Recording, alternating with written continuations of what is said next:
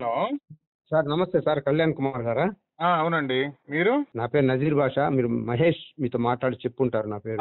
చెప్పాడండి, కన్నడ మహేష్ చెప్పాడండి.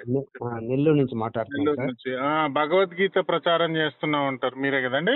అవును సార్, అవును సార్. సార్ చెప్పండి సార్. భగవద్గీత గురించి చెప్పాలంటే మేము ఫస్ట్గా ఆ, యాక్చువల్గా ముస్లిం ధర్మాలు, నమాజు, ఉపవాసాలు, పారాయణము, ఖురాన్ పారాయణ చేసుకుంటూ నాలో చిన్నప్పటి నుంచి ఏంటంటే వివేకానంద బుక్స్, ఉమ్, భగవద్గీత చదవటము, అట్లా ఆధ్యాత్మిక గ్రంథాలు చదవటం కూడా అలవాటుగా ఉండేది. సార్ నేను ఇక్కడ వింజమూరులో పనిచేసేవాడిని.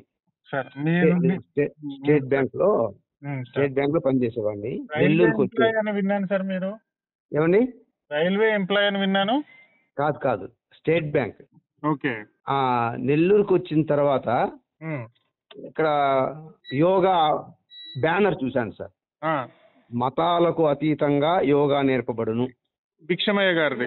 ఆ భిక్షమయ్య గురూజీ గారి యొక్క బ్యానర్ చూశాను సార్. చాలా కనెక్ట్ అయ్యాను దాంతో. ఓకే. నాకు చిన్నప్పటి నుంచి అదే, అంటే అందరితో ఉండడము, అన్ని మతాలు అనేవి ఇతిమధ్యంగా తెలియదు, కానీ మా మత ధర్మాలు ఆచరిస్తూ ఫ్రెండ్స్ తో గుళ్ళకు పోవటము అట్లా ఉండేది అనమాట. కానీ ఇప్పుడు ఎక్కడైతే యోగం అతీతంగా నేర్పబడనగానే నాకు దాన్ని కనెక్ట్ అయ్యి వెంటనే ఆ క్లాస్కి అటెండ్ అవ్వడం జరిగింది సార్. ఓకే. అటెండ్ అయ్యి 10 days కోర్స్. అది సబ్జెక్ట్ చాలా బాగా నచ్చింది నాకు. ముఖ్యంగా ఏంటంటే పరమాత్మ, దేవుడు అనే కాన్సెప్ట్ మీద వివరణ అనేది చాలా, మా భిక్షమయ్య గురూజీ గారు బ్రహ్మోపదేశం రోజున దాని వివరణ ఇచ్చారనమాట. Okay sir. దాంట్లో ఏంటంటే విశ్వవ్యాప్తం, అది ఒక వ్యక్తి కాదు, ఒక శక్తి అని, పంచభూతాలకు అధీనంలో ఉండి ఒక సూపర్ పవర్ గా ఉంటాడని, అది అంతా ఒక శక్తిలాగా విశ్వమంతా వ్యాపించి ఉందని చెప్పాడు.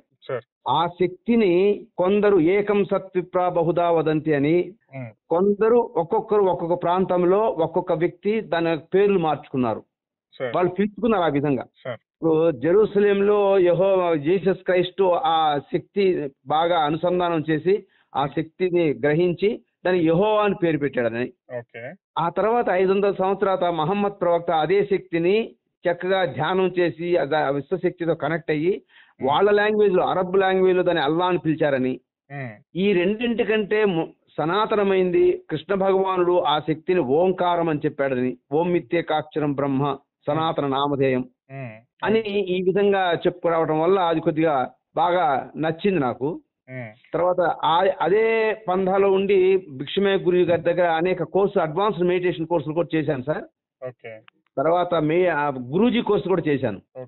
అంటే గురూజీ కోర్సు ఎందుకు చేశానంటే ఈ యోగా జ్ఞానాన్ని, ఈ యొక్క ప్రాణాయామము, ధ్యానాన్ని అందరి సమాజంలోకి నేను కూడా చెప్పగలగాలి అనే ఉద్దేశంతో నేర్చుకున్నాను. గురూజీ కోర్సు చేశాను, ఒక 1 నెల రోజుల కోర్స్ అనమాట అది. అది అయిన తర్వాత నేను ఎప్పుడైతే కోర్స్ కంప్లీట్ చేశానో ఇటు ఉద్యోగం చేసుకుంటూనే ఈ క్లాసులు నిర్వహించేవాడిని సార్, యోగా క్లాసులు. అలా చేస్తూ ఉండగా నాకు భగవద్గీత మీద ఫుల్ కొద్ది కాన్సన్ట్రేషన్ అయింది. భగవద్గీతలో ఆ శ్లోకాలు చదవటము, దాని ద్వారా మనం జ్ఞానాన్ని పొందడము, అది కూడా పిల్లలకి నేర్పించడం, యోగా ఆసనాలు, ప్రాణాయామం, ధ్యానంతో పాటుగా భగవద్గీత కూడా పిల్లలకు నేర్పించడం అలా జరిగింది.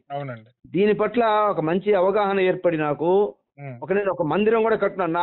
ఇక్కడ ఒక 33 అంకణాల ఇల్లుతో ఒక మందిరం కూడా కట్టుకున్నాను, యోగా మందిరం. అది సూపర్ అండి. అందరికి ఫ్రీగా భగవద్గీతను, యోగా నేర్పించాలి అని. చాలా సంతోషం సార్. అయితే సార్ నాకు అర్థమైంది. యాక్చువల్ గా నేను ఏమంటానంటే సార్, మీరు మాట్లాడింది యాక్చువల్ గా ఇంతకుముందు 3-4 ఇంటర్వ్యూలలో మాట్లాడారు. ఇవన్నీ మొన్న రెడ్ టీవీకి ఇచ్చినటువంటి ఇంటర్వ్యూలో కూడా ఇదంతా చెప్పారు. అయితే నా ప్రశ్న ఏంటంటే, గాంధీ, మహాత్మా గాంధీ అని అంటారు, బట్ మోహన్ దాస్ కరమ్చంద్ గాంధీ ఏం చేశాడంటే ఇలాగే ముస్లిం హిందూ సమైక్యత కొరకు పోరాడాలి, పాటుపడాలి అని అనుకున్నాడు. ఆయన ఏం చేశాడంటే దేవాలయాలకు వెళ్ళి ఖురాన్ వాక్యాలు పలికేవాడు.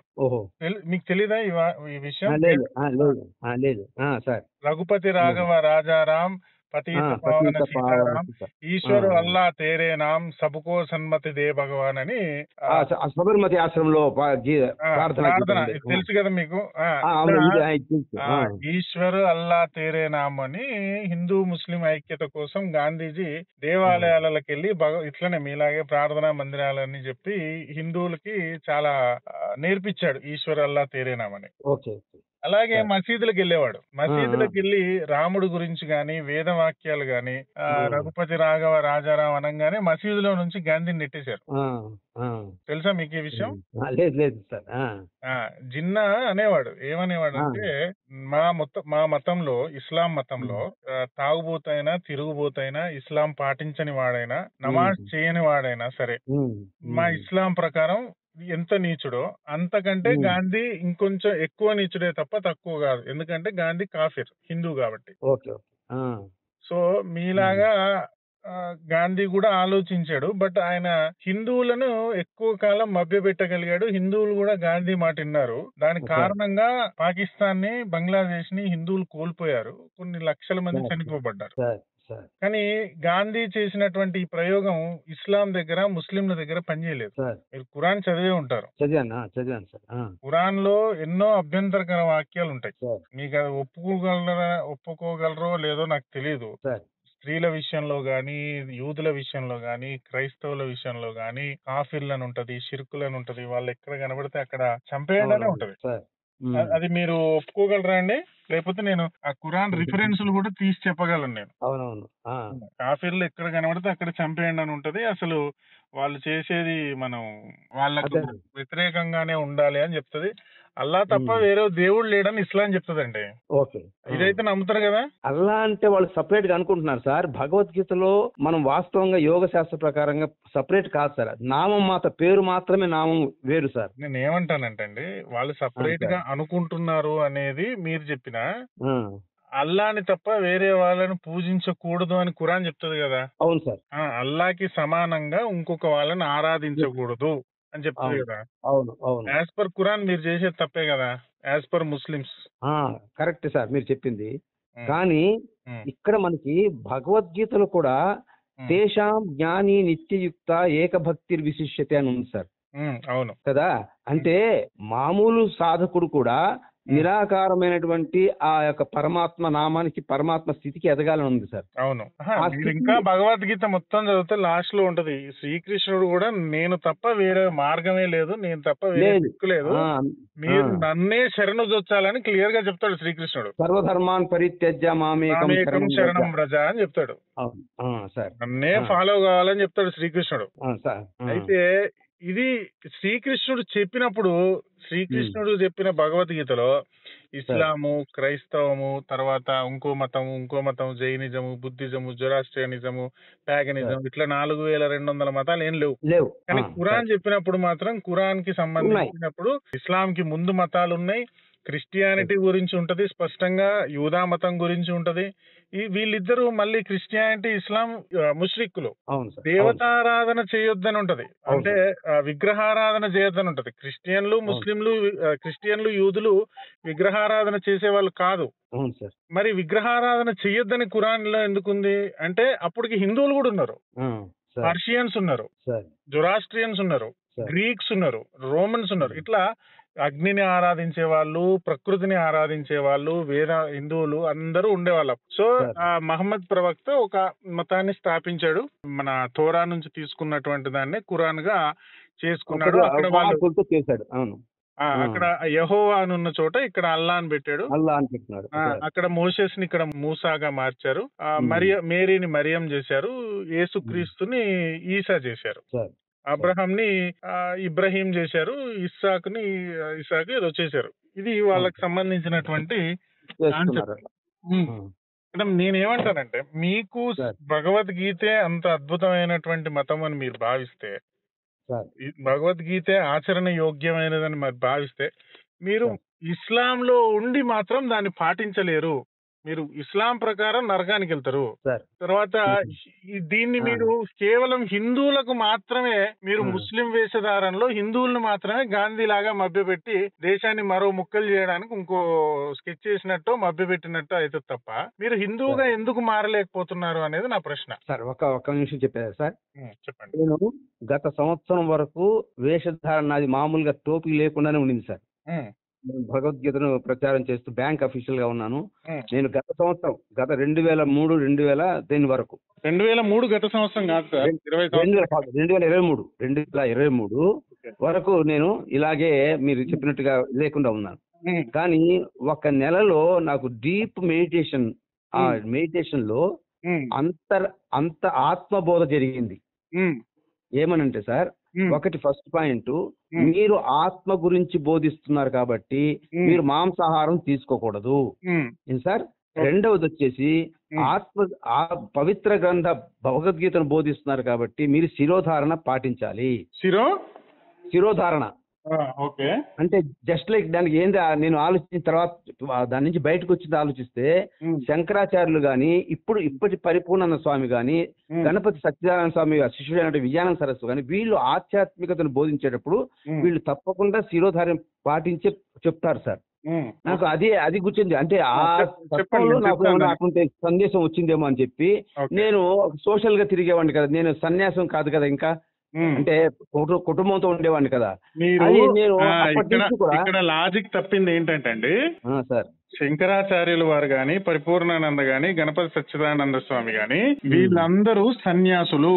అదే మీరు సన్యాసం తీసుకుంటే మీరు చెప్పిన లాజిక్ కరెక్టే, కానీ అది మీకు అప్లై కాదు, గృహస్థులకు అప్లై కాదు, అది సన్యాసులకు అప్లై అవుతుంది. మీరు సన్యాసం తీసుకొని శిరోధార పెట్టుకోవచ్చు. కానీ మన గృహస్థులు చాలా మంది మునులు ఉన్నారు, చాలా మంది మహర్షులు ఉన్నారు. ఎవరు ఇప్పుడు విశ్వామిత్రుడు, వ్యాసుడు ఎవరికి శిరోధార ఉండేది కాదు, ఎందుకంటే వాళ్ళు గృహస్థులు. అగస్త్యుడు ఇట్లాంటి మహర్షులు అందరూ గృహస్థులకు నియమం, బ్రహ్మచర్యం ఒక నియమం ఉండేది, వానప్రస్థానికి ఒక నియమం ఉండేది, సన్యాసాశ్రమానికి ఒక నియమం ఉండేది. సో మీకు ఆ నెత్తి మీద శిరోధార పెట్టుకోవాలి అనేటటువంటిది, ఇగో మీకు ఇంకో మాట చెప్పున, మన మక్కాకి వెళ్ళినప్పుడు నెత్తి మీద ఏమి ఉండకూడదు. అవును, ఎందుకంటే ఏకవస్త్రం ధరిస్తారు. ఎందుకంటే అది శివలింగం అనేటటువంటిది ఒక బలమైనటువంటి ప్రచారం ఉంది. అది వాస్తవం కూడా వాస్తవం. ఎందుకంటే ఇక సరే దాని గురించి డిస్కషన్ చేసుకుంటూ పోతే ఎక్కడికో వెళ్తాం. అక్కడ కాబాలో 360 విగ్రహాలు, అది కురేషి తెగలకు సంబంధించినటువంటి పూజారులు అక్కడ పూజలు చేసే వాళ్ళని. మహమ్మద్ ప్రవక్త కూడా కురేషి మతానికి సంబంధించి కురేషి తెగకు సంబంధించినటువంటి హిందూ అని. ఆయన మక్కా నుంచి మదీనాకు ఆయన్ని వ్యతిరేకంగా ఉన్నందుకు వెళ్ళగొట్టారు. మదీనాకి వెళ్ళి మళ్ళీ ఒక టీం తయారు చేసుకుని మక్కా మీదకి దాడికి వచ్చాడు. అక్కడ ఉన్న విగ్రహాలన్నీ ధ్వంసం చేశారు. అక్కడ ఉన్నటువంటి చిట్ట చివరి విగ్రహం ఏదైతే ఉందో, ఈ శివలింగం ఏదైతే ఉందో దాన్ని ధ్వంసం చేయకుండా దాన్ని ఆచారంగా ముందుకు తీసుకెళ్లాడు. అదే కాబా శివలింగం అని చెప్పి, కాబాకి సంబంధించిన, అల్లాకి సంబంధించిందని. దాని చుట్టూ ప్రదక్షిణలు చేస్తారు. హిందువులైనా దేవాలయం చుట్టూ ప్రదక్షిణలు చేస్తారు. దానికి ఏకవస్త్రం ధరిస్తారు. హిందువులు కూడా దేవాలయాలకు వెళ్ళేటప్పుడు ఏకవస్త్రం ధరిస్తారు. హిందువులు దేవాలయాల దగ్గర తలనీలాలు సమర్పిస్తారు, అక్కడ కూడా తలనీలాలు సమర్పిస్తారు. అక్కడ ఏం ఇస్లాం ఆచారము ఉండదు, అక్కడ కేవలం హిందూ ఆచారమే ఉంటది మక్కాలో. సో ఈ తల మీద ముసుగు అనేటటువంటిది, ఆత్మ జ్ఞానం, ఇదంతా ఉత్తి మాటలండి. మీరు ఇస్లాంలో ఉండి ఇస్లాం ని పాటిస్తూ భగవద్గీత గొప్పది అని చెప్పడం వరకు అది మీ వరకు బాగుంటది, కానీ దీన్ని మీ ముస్లిమ్స్ యాక్సెప్ట్ చేయరు. మీరు కూడా చనిపోయిన తర్వాత ఇస్లాం ప్రకారం నరకానికి వెళ్తారు. యాజ్ పర్ ఇస్లాం మీరు కాఫిర్. మీకు అవునా కాదా అని మీరే తెలుసుకోవాలా. అవును. కానీ నేను నిర్ణయించుకుంది ఏంటంటే సార్, భారతదేశంలో ఉంటూ భారతీయుల గ్రంథం చదివి అది నాలో ఉన్న జ్ఞానాన్ని భారతీయులు బోధించకపోతే నా ఏదో అసంతృప్తిగా ఉంటుంది నాకు. తప్పకుండా బోధించండి. దానికి మీరు ముస్లిం గానే బోధించాల్సిన అవసరం లేదంటాను నేను. అది మభ్యపెట్టినట్టుగానే భావిస్తాం మేమైతే. గాంధీ అలాగే మభ్యపెట్టాడు, దేశాన్ని 3 ముక్కలు చేశాడు. చాలా మంది అలాగే మభ్యపెట్టి చాలా అజ్ఞానంలోకి తీసుకెళ్లారు కూడా. మీరు ఒక్క ముస్లిం ను కూడా మార్చలేరు నెల్లూరులో. ముస్లిం ఎందుకంటే ముస్లిం కు నాకు సంబంధం లేదు సార్.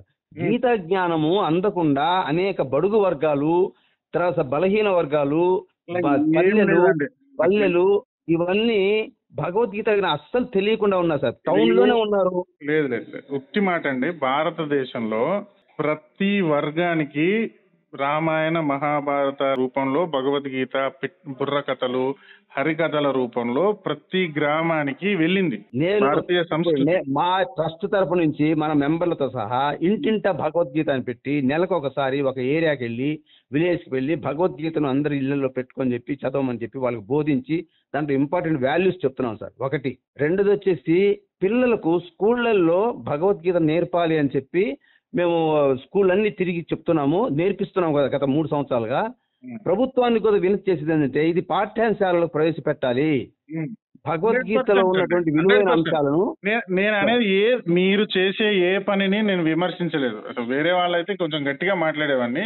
నేను మీ సార్ ఇంటర్వ్యూలు, వీడియోలు ఒక 10 చూశాను నేను. సార్ 10 చూశాను. నాకు మీ మీ ఆలోచన విధానం కరెక్టే.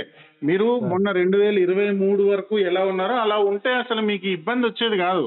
సార్ సరే, మీరు ప్రచారం కోసం ఆ వేషధారణ తీసుకున్నారా లేదా గానీ, ఇప్పుడు మీరు చెప్పింది ముస్లింలు నమ్మరు, హిందువులే నమ్ముతారు. అంటే ముస్లింలలో పుట్టి కూడా మీరు ఒక్క ముస్లింను కూడా ముస్లింలు నమ్మక్కర్లేదు సార్. నాకు అదేం నాకు సార్? కావాల్సింది ఏంటంటే భారతీయులుగా భారత్ అనే అర్థం తెలుసుకుని, భా అంటే ఆత్మ గాని మన జ్ఞానం అని, రథ అంటే తప్పించేవాడిని, అవునవును. ఆత్మ జ్ఞానం కోసం తప్పించేవాడే భారతీయుడని, దానికోసం భగవద్గీత చదవాలని నాకు యొక్క ఆ తపన సార్, అంతే. ముస్లింల కోసం ముస్లింలని చదవాలి, వాళ్ళు మారని లేదు. వాళ్ళు మారితే ఉన్నతంగా ఆలోచిస్తే భగవద్గీత గురించి దాంట్లో విలువైన అంశాలు తెలుసుకుంటే అప్పుడు వాళ్ళు మారుతారు. మారాలని కూడా మనకేం ఇంపార్టెంట్ లేదు. ముందు మొన్న ఒక ఛాలెంజ్ చేశాడు సార్ భగవతాన్. అంటే ఎందుకంటే నేను భగవద్గీత 2010 నుంచి 2006లో గురుజీ అయ్యాను సార్. అప్పటి నుంచి నేను నేర్పిస్తున్నాను. మొన్న ఒక వీడియో చూశాను సార్ లాస్ట్ ఇయర్. ఏంటంటే ఒక ముస్లిం టీవీ ఛానల్లో చెప్తున్నాడు, ఆ యాంకర్స్ ని అడుగుతున్నాడు సార్ ఏదో డిస్కషన్ లో. మన ఆ క్లిప్పింగ్ మాత్రమే తినబడింది. మనం ముగ్గురం పోదామండి, ఒక 10 ఇళ్లకి ముస్లిం ఇంటికి పోదాం. 10 ఇళ్లలో ఖురాన్ చూస్తారండి మీరు. 10 ఇళ్లకి క్రైస్తవుల ఇంటికి వెళ్దామండి, వాళ్ళ ఇళ్లలో బైబిల్ చూస్తారండి. అదే 10 ఇళ్ళు హిందువుల ఇంటికి వెళ్దామా అని ప్రశ్న చేశాడు సార్ అతను. అవును. అది ప్రశ్న చేసినప్పుడు అక్కడ ఉన్నటువంటి పెద్దవాళ్ళే చెప్పు తీసుకుని కొట్టినట్టు చెప్పారని సార్ మీరు అంటున్నారు సార్ అతను. అవును. అది నాకు చాలా బాధ కలిగింది సార్. అది ఆ విషయం ఒక మాట చెప్పనా సార్, దానికి నేను వీడియో చేశాను, కౌంటర్ చేశాను. ఆ మాట్లాడినటువంటి వ్యక్తి పేరు శుబ్లియే. అక్కడ ఉన్నటువంటి వాళ్ళు కరెక్ట్ గా చెప్పారనన్నా. నేను దానికి చెప్పిన కౌంటర్ ఏంటంటే, భగవద్గీతే హిందుత్వం కాదు, రామాయణమే హిందుత్వం కాదు, భారతం హిందుత్వం కాదు, రాముడే హిందుత్వం కాదు, కృష్ణుడే హిందుత్వం కాదు. ఇంట్లో తులసి కోట ఉంటే వాడు హిందువే, గడపకు పసుపు రాస్తే వాడు హిందువే, సూర్యుడికి అర్ఘ్యం ఇచ్చి నమస్కారం చేస్తే వాడు హిందువే, పిట్టలకు దానం చేస్తే వాడు హిందువే, పశుపక్షాదుల్ని గాని, ప్రకృతిని గాని, పంచభూతాలని గాని గౌరవించేటటువంటి ప్రతి వాడు హిందువే. వాడింటికి మామిడి తోరణాలు కట్టుకుని ఇంట్లో ఒక భగవద్గీత లేకపోయినా వాడు దేవుడు చిన్న పటం మాసిపోయి పాతగా 20-30 సంవత్సరాల క్రితం కొన్న పటం ఏదైతే ఉందో దానికి పండగ పూట పసుపు కుంకుమ పెట్టి వాడు మనస్ఫూర్తిగా 2 చేతులు ఎత్తి దండం పెడితే వాడు హిందువే. భగవద్గీతే ఉన్నోడు హిందువు కాదు, భగవద్గీతే చదివినోడు హిందువు కాదు. సరే, అది కూడా ఉండాలని సార్ నా అభిప్రాయం. ఉండకూడదని ఎవరన్నారండి? నేను అనేది ఏంటంటే, అది భారతీయ నేను ఏమంటానంటే ఇస్లాం ని ఒక తూకంలో వేసి, క్రిస్టియానిటీని అదే తూకంలో వేసి, పక్కన ఉన్నటువంటి తూకంలో హిందుత్వాన్ని వేసి కొలవద్దు. దానికి దీనికి ఇప్పుడు ఒక ఆవుని ఒక కుక్కని అలా పోల్చకూడదు. అది జంతువే ఇది జంతువే, దానికి నోరుంది దీనికి నోరుంది, దానికి తోకుంది దీనికి తోకుంది, ఇదెందుకు తక్కువ బరువుంది అదెందుకు ఎక్కువ బరువుంది అంటే, ఇదెందుకు పాలిస్తోంది దీని పాలు ఎందుకు తాగాలి దాని పాలు ఎందుకు తాగకూడదు అంటే, ఇస్లాంలో ఒకటే గ్రంథం ఉంది. వాళ్ళు కింది నుంచి మీదికి తిప్పినా మీది నుంచి కిందికి తిప్పినా 1000 పేజీలే. అది వాళ్ళ జీవన గతికి సంబంధించినటువంటిది కాదు.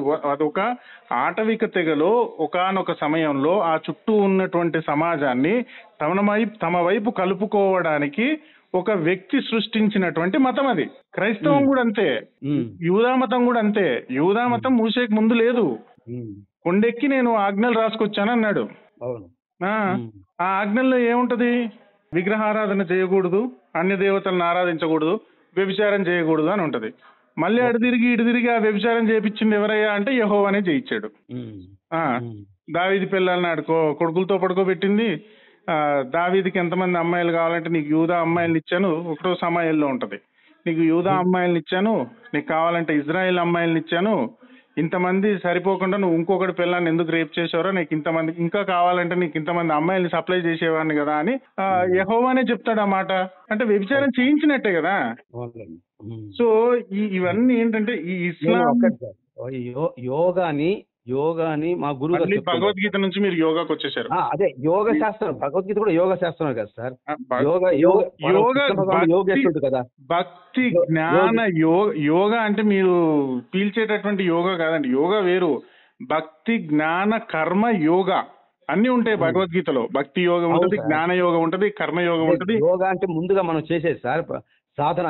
ప్రాణాయామము, యోగము, ధ్యానం చేస్తూ భగవద్గీత చదువుతూ ఉంటే అదేంటంటే భారతీయులకు ఒక అలంకారం సార్. అది 100% మీరు చెప్పిన ప్రతి దాన్ని నేను ఏకీభవిస్తున్నాను. నేనేమంటున్నానంటే 2023కి మీరు ఉన్నట్టుగా ఇప్పుడు ఎందుకు మీరు ప్రత్యేకమైనటువంటి ముస్లిం వేషధారణలో ఎందుకు హిందువుల్ని మభ్యపెడుతున్నారు అనేటటువంటి ప్రశ్న సమాజంలో లేవనెత్తుతోంది. ఇలా మమ్మల్ని కొన్ని వందల సంవత్సరాలుగా హిందువుల్ని మభ్యపెట్టారు చాలా మంది. మీ వెనక ఎవరైనా ఉండి చేయిస్తున్నారా? మీరు ఆత్మగా మీ అంతటా మీదే నిజంగా మీకు అంత జ్ఞానం అయితే ఎంతో మంది ముస్లింలు హిందువులుగా మారిన వాళ్ళు చాలా మంది ఉన్నారు.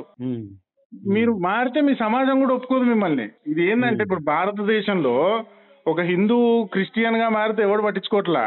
అదే ముస్లిం కనుక హిందువుగా మారితే మాత్రం అసలు గొగ్గోలు పెట్టేస్తారు చాలా మంది. కానీ అట్లానే చాలా మంది మారుతున్నారు. నేను ఏమంటున్నానంటే మీరు చెప్పినవన్నీ వాస్తవాలు. మీ అంతఃకరణంగా మీకు ఉన్నటువంటి భావజాలం మంచిదే. మీరు మొన్నటి వరకు సాధారణమైనటువంటి భారతీయుడు లాగానే ఉన్నారు. కానీ ప్రత్యేకంగా మీరు టోపీ పెట్టుకుని నేను రోజు నమాజ్ చేస్తాను, ఖురాన్ వాటిని ఆత్మ ప్రబోధాన్ని విశ్వసిస్తున్నాను సార్. నేను శాకాహారం ఎంతగా గట్టిగా నిర్ణయం తీసుకున్నానో ఇది కూడా అట్లాగే నిర్ణయం తీసుకున్నాను చెప్తున్నాను సార్ మీకు. కానీ మంచిదండి. మీరు 100% రైట్ వేలోనే ఉన్నారు. మీ ఆలోచనలు విధానం అనేది పూర్వజన్మ సుకృతమో ఈ జన్మ సుకృతులు చేసుకున్నటువంటి పుణ్యమో కరెక్ట్ గానే వెళ్తున్నారు. కానీ మీరు అదేంటంటే ఒక ఎగ్జాంపుల్, మీరు ఇటు పక్కన నుంచుని అటు పక్కన దాన్ని అందుకోవాలని ప్రయత్నం చేస్తున్నారు. ఎప్పుడు ఎంత సాగినా మీకు ఒళ్ళు నొప్పులే తప్ప వాస్తవికత అనేది రాదు. అది సంగతి. ఖచ్చితంగా మీకు ఈ వేషధారణతోనే పబ్లిసిటీ వస్తుంది అనుకుంటే దాంతో పాటు విమర్శలు కూడా వస్తాయి. తప్పకుండా దాన్ని మీరు ఆస్వాదించాల్సి ఉంటది. లేదు నేను నార్మల్ గా ఒక భారతీయులాగా ఉంటాను, నాకేమి ఈ ఇప్పుడు టోపీ పెట్టుకుని గడ్డం పెంచుకొని మీసం తీయడం అనేది ముస్లిం వేషధారణ అండి. పంట కట్టుకుని బొట్టు పెట్టుకుని అది ఫస్ట్ నుంచి చెప్పాను కదా సార్. అక్కడి ఫస్ట్ నుంచి మా ఫాదర్ దగ్గర నుంచి అలాగే వస్తుంది అది. కానీ విరుద్ధం కదండి. యాజ్ పర్ ఖురాన్ మీరు కాఫీరు, యాజ్ పర్ ఖురాన్ మీరు నరకానికి పోతారు. దాన్ని ఏం చేస్తారు చెప్పండి మరి? యాజ్ పర్ ఖురాన్ నాకు ఇప్పుడు అది కాదు సార్. యాజ్ పర్ ఖురాన్ అవసరం లేదు సార్. నాకు భగవద్గీత అవసరం లేనప్పుడు ఖురాన్ లో చెప్పినటువంటి దాన్ని కూడా మీరు ఏం పాటించక్కర్లేదు వేషధారాన్ని. సరే మీరు పండగలప్పుడు పబ్బాలప్పుడు మీ ప్రత్యేకతమైనటువంటి ఫ్యామిలీ ఫంక్షన్స్ అప్పుడు పెట్టుకోవచ్చు. కానీ ప్రతి భగవద్గీత పంచేటప్పుడు కూడా మీరు ఈ వేషధారణతో ఉండడం అనేది చూడడానికి సమాజం ఒప్పుకోవట్లేదు. గాంధీ అట్లాగే మోసం చేశాడు భారతీయుల్ని. గాంధీ గురించి చూడండి, ఈశ్వర్ అల్లా తేరేనాం అన్నాడు, అందరితో ఖురాన్ వాక్యాలు చదివించాడు, చప్పట్లు కొట్టించాడు. సబర్మతి ఆశ్రమంలో, ఢిల్లీ ఆశ్రమంలో ఓసారి ఢిల్లీలో మసీదుకి వెళ్ళాడు. భగవద్గీత బుక్ తీసి ఒక్క శ్లోకం చదవగానే గాంధీని మెడబట్టుకుని బయటికి గింటేశారు. హిందువులు మంచోళ్ళు. ఇదే హిందూ వేషధారణతో లేకపోతే మీరు ముస్లింలకు చెప్పలేరు మీరు, ఎందుకంటే వాళ్ళు మిమ్మల్ని యాక్సెప్ట్ చేయరు. మీరు మసీదుకి వెళ్ళి భగవద్గీత గురించి చెప్పండి. చెప్పలేదు. అసలు ప్రాణాయామం చెప్తానంటే ఒప్పుకోలేదు. యోగాసనాలు నేను గురుజీ అయిన తర్వాత మసీదులో ప్రాణాయామం నేర్పిస్తాను, ఆసనాలు నేర్పిస్తానంటే ఒప్పుకోలేదు. భగవద్గీత ఏం ఒప్పుకుంటారు వాళ్ళు ఒప్పుకోరు. పోనీ ఒక హిందూ వెళ్ళి, హిందువులంతా మంచోళ్ళండి, మీకు ఆ మాత్రం యాక్సెప్టెన్స్ ఉంది. ఒక హిందూ వెళ్ళి మసీదుకి వెళ్ళి భగవద్గీత శ్లోకాలు చెప్తూ ఊరుకుంటారా? మరి మీరు ఒక ముస్లిం లాగా వచ్చి మా గుళ్ళల్లోకి వచ్చి భగవద్గీత శ్లోకాలు చెప్తున్నా మేము యాక్సెప్ట్ చేస్తున్నాం. మధ్య మధ్యలో 2 ఖురాన్ శ్లోకాలు కూడా చెప్తారేమో. నేనైతే అది వినలేదు ఇంతవరకు. అది అసలు ఇప్పటివరకు అట్లా జరగలేదు. కాకపోతే ఏంటంటే నాకు భగవద్గీత మీద ఉన్నటువంటి ఆ గ్రిప్పుని సమాజంలోకి అందిస్తున్నాను సార్. అది చేయండి. నేను అనేది ఒక్కటే అండి, నా రిక్వెస్ట్ అనుకోండి, మా అభిప్రాయం అనుకోండి, ఇంకేదైనా అనుకోండి, మీరు ఎలా భావించినా కూడా మీరు సాధారణంగా దాన్ని చేయొచ్చు. మాలో చాలా మంది చేస్తున్నారు. కొన్ని వేల మంది భగవద్గీత ప్రచారం చేసే వాళ్ళు ఉన్నారు.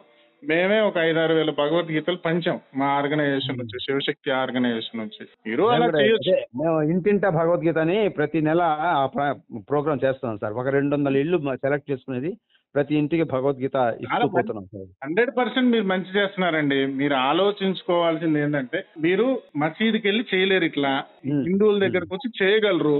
హిందువులు యాక్సెప్ట్ చేస్తున్నారు, హిందువుల విధంగానే చేయండి. హిందువుల్ని యాక్సెప్ట్ చేస్తున్నారు కాబట్టి వాళ్ళు ఎలా మీ పేరు ఎలాగో నజీర్ భాష ఒక ముస్లిం అయి ఉండి చేస్తున్నారు. ఇప్పుడు చిన్నజీఆర్ స్వామి వారికి కూడా చాలా మంది ముస్లిం శిష్యులు ఉన్నారు. వాళ్ళు ఇలా ఏం వేషధారణ వేసుకుని చేయరు, చాలా మంది చేస్తారు. ఇప్పుడు తిరుపతికి వచ్చేటటువంటి వాళ్ళు రోజుకు 1-2 ముస్లిం దంపతులు వస్తారు. నాకు తెలిసి మహమ్మద్ బాషా అని చెప్పేసి ప్రొఫెసర్ గారు ఉన్నారు. అసలు ఆయన కనీసం నెలకో దేవాలయానికన్నా వెళ్తాడు. సో దాన్ని ఎవరు వ్యతిరేకించరు. కానీ ఇలా వేషధారణ వేసుకుని మీరు చేసేటటువంటిది డెఫినెట్ గా కొంత దీని వెనక ఏదైనా కుట్ర ఉందా అనేటటువంటి ఆలోచన కలగక మానదు. ఇప్పుడు కలుగుతుంది, రేపు కలుగుతుంది, ఎల్లుండి కలుగుతుంది. మీ ఉద్దేశం మంచిదై ఉండొచ్చు. దాన్ని బట్టి మీరు ఆలోచించుకొని మాలాగా మాతో కలిసి ఉంటే మాకేం అభ్యంతరం లేదు. సరే సార్, ఆలోచిస్తాం మా దాని గురించి. రైట్ ఓకేనా? రైట్ మీరు చెప్పింది కూడా కరెక్టే, కానీ అదేదో నా ఆత్మబోధ అని చెప్పి దాని ప్రకారం ఫాలో అవుతున్నాను. దాన్ని ఎలా ఆత్మబోధ అంటే సన్యాసం సవరించుకోవాలి? తీసేసుకోండి సార్. ఆత్మబోధ అంటే సన్యాసం తీసేసుకోండి. సన్యాసం అప్పుడే కుదరదులేండి. ఎందుకంటే ఇంట్లో పిల్లలు వాళ్ళు ఉంటారు కదా అందరూ. అది అది సో చూసి ఆలోచిస్తాం. ఓకేనా? ఆలోచించండి. సాధారణంగా మాలాగా ఉంటే మాకేం అభ్యంతరం లేదండి. మిమ్మల్ని ఏమి వ్యతిరేకించట్లేదు, మిమ్మల్ని ఏమి. కానీ ఖచ్చితంగా ప్రతి ఒక్కరికి మీరు సమాధానం చెప్పలేరు. మీకు ఎంత పబ్లిసిటీ వస్తుందో అంతకంటే ఎక్కువ విమర్శలు కూడా వస్తాయి. ఎందుకంటే పూర్వం గాంధీ కాలంలో హిందూ సమాజం కాదు ఇది. హిందూ సమాజం మారింది, ఆలోచిస్తోంది, దాని గురించి ప్రతిఘటన చేస్తోంది. హిందువుల్ని మోసం చేసేటటువంటి వాళ్ళ ఆటలు కడుతుంది. బ్రహ్మకుమారీస్ అనుకోవచ్చు, త్రైత సిద్ధాంత భగవద్గీత అనే దొంగ బ్యాచ్ అనుకోవచ్చు. అవునండి, నేను అడగడం, మీరు ఏ భగవద్గీత ప్రచారం చేస్తారు? ఇది సార్ వీళ్ళ కాన్పూర్ వాళ్ళు, అది గోరఖ్పూర్. గోరఖ్పూర్ అదే కదా? అదే సార్. బతికిచ్చారు. ఇంకా నేను త్రైత సిద్ధాంతమో బ్రహ్మకుమారి లేదు. ఎవడో ధరంపాల్ గాడు వాడు ఉన్నాడు. వాడు గీతాని జ్ఞానామృతం అని ఒక పుస్తకం రాశాడు. ఆడో పిచ్చోడు. సో ఇట్లాంటి దొంగ భగవద్గీత బోధకులు కూడా చాలా మంది ఉన్నారు. పంచేది కూడా అదే సార్, మనం బోధించేది కూడా అదే సార్. మీరైతే గీతా ప్రెస్ కి సంబంధించింది కదండి గోరఖ్పూర్ది? అవును. సరే, మీరైతే ఈ వేషధారణతో ఇలాగే చేయాలంటే మాత్రం ఖచ్చితంగా వ్యతిరేకత ఉంటదండి. దాన్ని మేము ఒప్పుకోం. మీ ముస్లింలు అయితే మీరు ఏ విధంగా అయితే మసీద్కి వెళ్ళి మీరు ప్రాణాయామము, యోగా, భగవద్గీత చెప్తానంటే వ్యతిరేకించారో, మా దాంట్లో కూడా అలా వ్యతిరేకించే వాళ్ళు ఉంటారు. వాళ్ళు ఛాందసవాదులు అనుకోవచ్చు, ధర్మరక్షకులు అనుకోండి, ఏమైనా అనుకోండి, ఖచ్చితంగా వ్యతిరేకిస్తారు. మీరు మాలాగా ఉండి మాతో సమానంగా ప్రచారం చేస్తానంటే వీళ్ళు యాక్సెప్ట్. సరే సార్, ఓకే. Thank you. మీకు ఇంకొక మాట, మీకు తలకు గుడ్డ కట్టుకోవాలంటే సాయిబాబా లాగా కట్టేసుకోండి, ఇబ్బంది ఏం లేదు. టోపీయే పెట్టుకోవాలని రూల్ ఏం లేదు. చూద్దాం సార్, ఇంకా అది పరిణామాలు ఎలా జరుగుతాయో మీరు చెప్పింది ఆలోచిస్తాం దాని గురించి. ఓకేనా? ఆలోచించు.